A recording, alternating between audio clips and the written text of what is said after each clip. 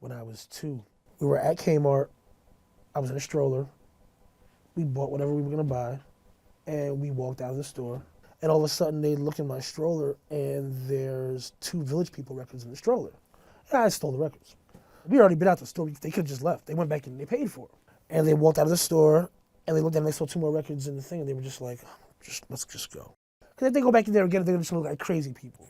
Like, yeah, he stole 2 more records. So that was actually my first experience procuring records on my own. This is Just Blaze, producer, DJ, record collector, engineer, and a whole lot of other things. Right now you're watching Crate Diggers.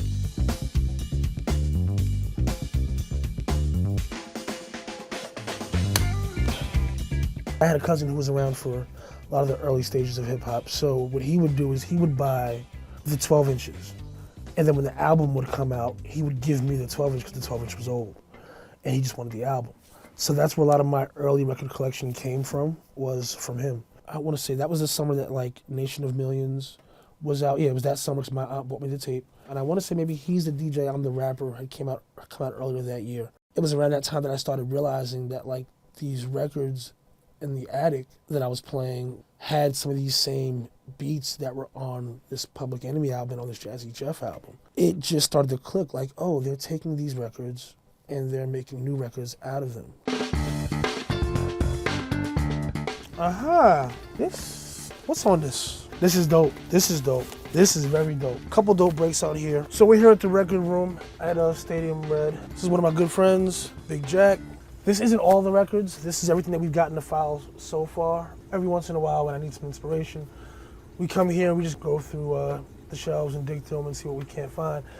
I will say it keeps you sharp because there is no absolute mode when you're spinning, a record. There is no relative mode. There is no internal mode. The record's scratched, it's gonna skip. If somebody bumps your turntable, it's gonna skip. If you're not paying attention, you can knock the needle off the record and the music will stop.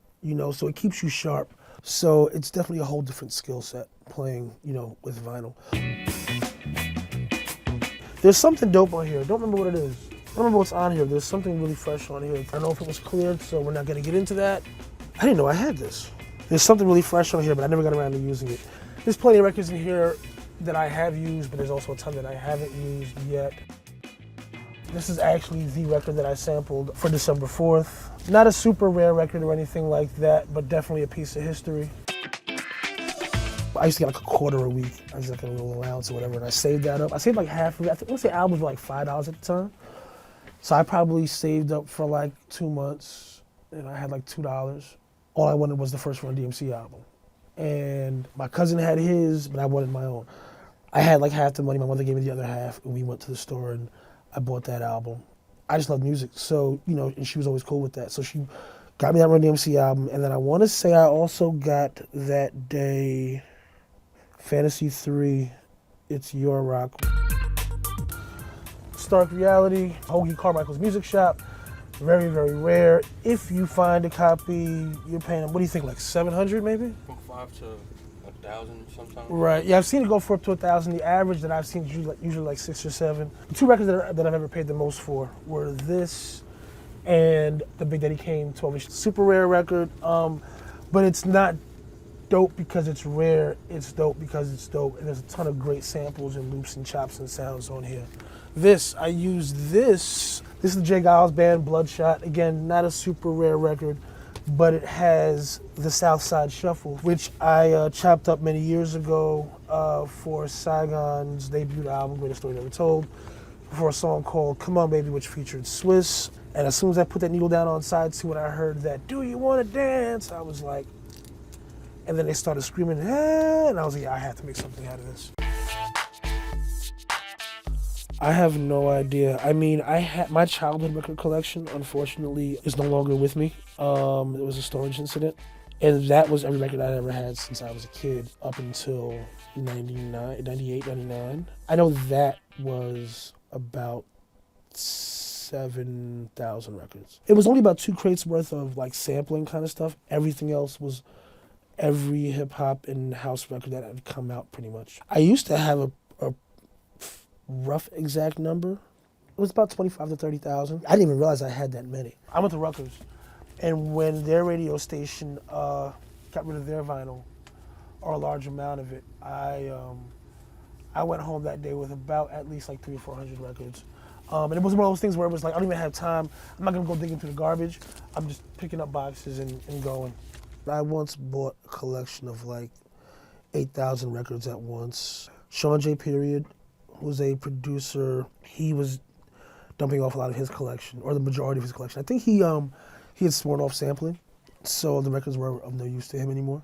A ton of classic stuff in there, a ton of classic breaks that I didn't have. My attitude with records used to be, I'll spend whatever, because as long as I make one good record out of it, I've made my money back times a zillion.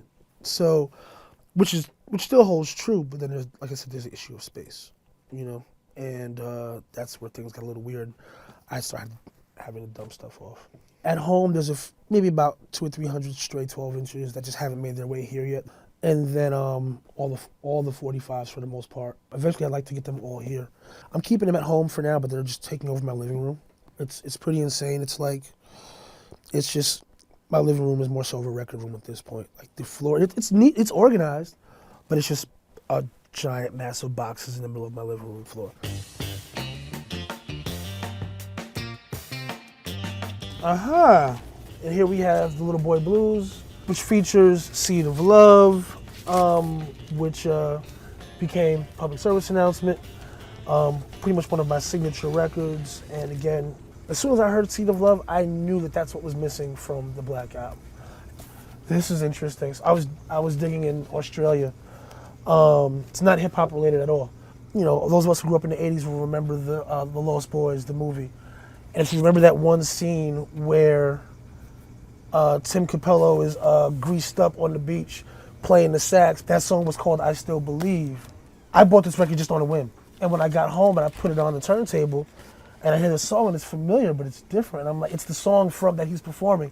I always thought that was his record, but apparently The Call, if I'm not mistaken, wrote and performed that record first, and then Tim Capello covered it for the Lost Boys soundtrack. As much as we have these days with iTunes, the Amazon Music Store, Spotify, and all these other, you know, streaming services and download services, there's still a ton of music that's still only available on vinyl, or certain versions of songs or remixes of songs that were only available on vinyl. Certain music, if you want it, you gotta get the vinyl.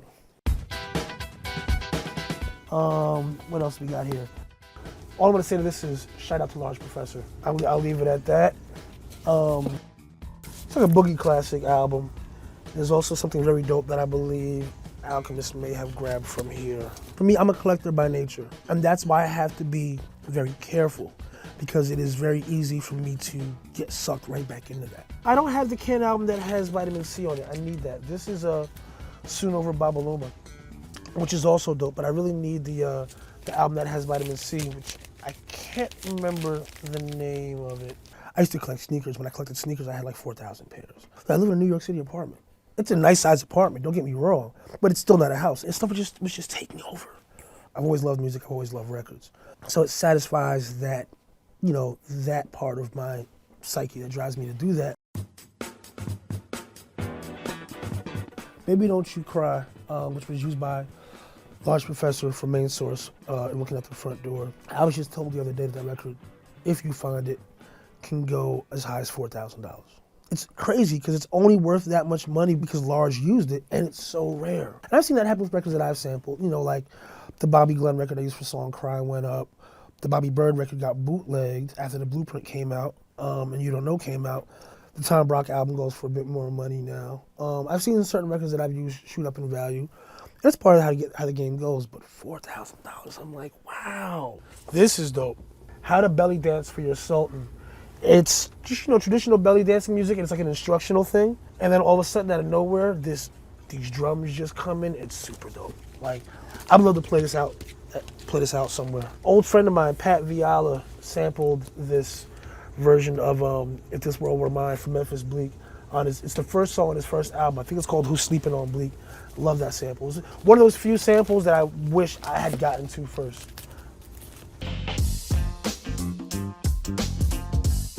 There was a record store on 10th Ave back in Patterson when I was very young. I went there one day and saw a box of promos. It was like 50 copies of Big Daddy Kane's Ain't No Half Steppin' remix. And you couldn't buy the remix, it was only on this promo. And for whatever reason, the store had a box of them. Go back about 3 days later, the store is now empty, and the store had shut down. And whatever records were in there were now gone. So I never saw it again in my travels. And then one day, I think it was Jared had found somebody with one, and they wanted $500 for it. And I was just like, no questions asked. That probably is my holy grail, and I already have it. So it was always like, that was like the one that got away from me. That you gotta go, you gotta go, you gotta go. This is dope. Lodi Golden Motorcycle is a really dope break on here. I'm gonna leave it at that. It's on Atlantic. You don't see it too often. I got it on a Humble a few years back. I've never used it for anything, but it's super duper dope. Dancer by Spacey. It's a Japanese break. The drums are super hard.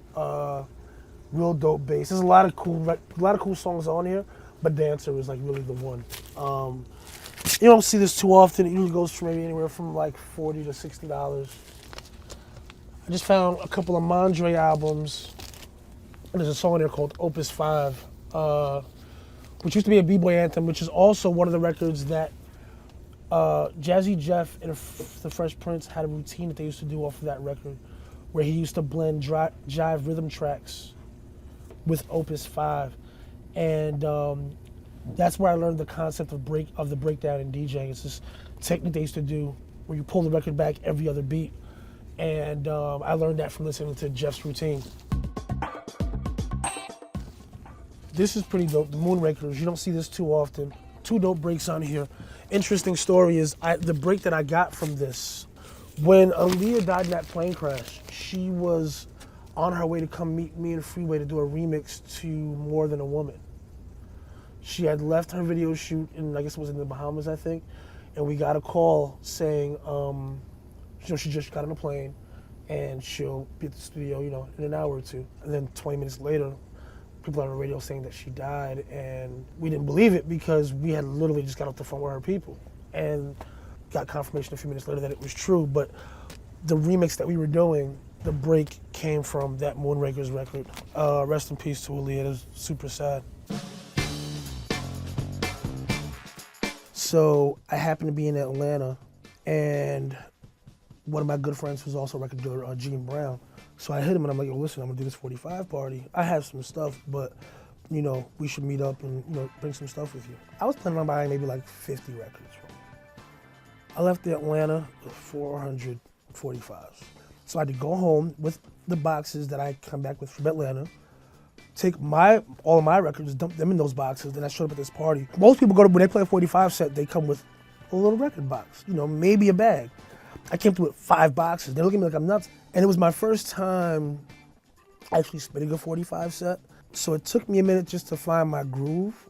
My physical technique is different, and it's a comfort zone. I'm out of my comfort zone now. Like I'm back to playing on records, and I'm playing on 45s at that.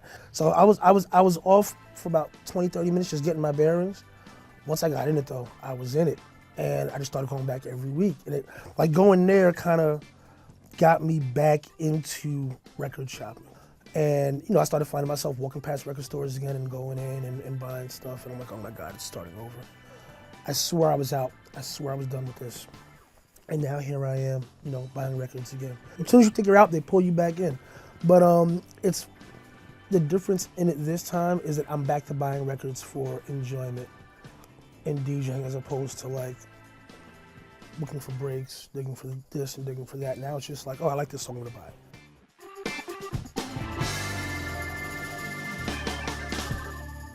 I DJ'd my own first birthday party. We had the pictures of me in a Superman outfit with a giant afro with records in my hand. I think the earliest song that I could probably remember actually liking might have been Taste the Honey, Boogie Oogie Oogie. So the story goes that after my first birthday party, I stood at the top of the steps and I yelled Boogie really loud, and then I threw up all over the place and then went to sleep at the top of the steps.